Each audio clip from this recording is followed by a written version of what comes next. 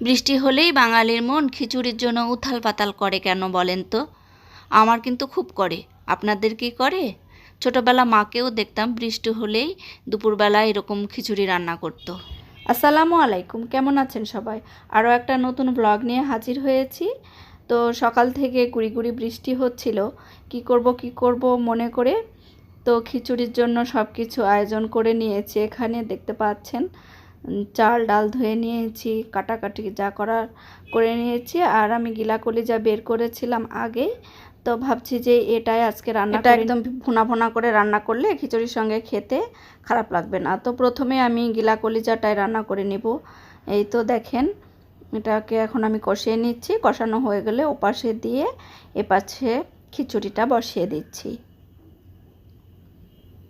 আজকে খিচুড়ি সরিষার তেলে করব, এই জন্য সরিষার তেলই দিয়ে দিলাম। এরপরে পেঁয়াজটা হালকা বাদামি করে ভেজে নিয়ে চাল ডাল দিয়ে আমি হালকা ভেজে নিয়েছি। তারপরে আবার এই যে যা যা মশলাপাতি লাগে সেগুলো দিয়ে নিচ্ছি। একটু গাজর কেটে দিলাম, আদা রসুন দিলাম, আর অন্যান্য গুঁড়া মশলাগুলোও এখন দিয়ে দিব এক এক করে। আর কিছু পেঁয়াজ রসুন আমি গোটা গোটা করে রেখেছি, মানে পেঁয়াজটা মোটা করে কেটেছি আর রসুন কোয়া করে নিয়েছি, আর কাঁচামরিচ এগুলো একটু পরে দিচ্ছি যাতে এগুলো একদম গলে না যায়। এগুলো কিন্তু যখন দাঁতের নিচে পড়ে কিন্তু খেতে খুব ভালো লাগে। আমি যখনই খিচুড়ি রান্না করি এভাবে গোটা গোটা দেওয়ার চেষ্টা করি। তো কষানো হয়ে গিয়েছে, এবারে আমি খিচুড়ি সেদ্ধ হওয়ার জন্য পানি অ্যাড করলাম। আর এদিকে আমার এই তরকারিটাও হয়ে গিয়েছে। ভাজা গরম মশলা গুঁড়া দিয়ে আমি এটাকে নামিয়ে, আর এপাশে খিচুড়ির পানি খানিকটা কমে আসলে দিয়ে দিচ্ছি ফ্রোজেন মটরশুঁটি। তারপরে নেড়ে চেড়ে নিয়ে 2 চা চামচ মতো ঘি ছড়িয়ে দিলাম, এতে করে ফ্লেভারটা দারুণ হবে। তারপরে ঢেকে দমে রেখে দিব। এখন বেগুন ভাজি করব, এই জন্য বেগুনে লবণ হলুদ মরিচ দিয়ে মাখিয়ে নিচ্ছি।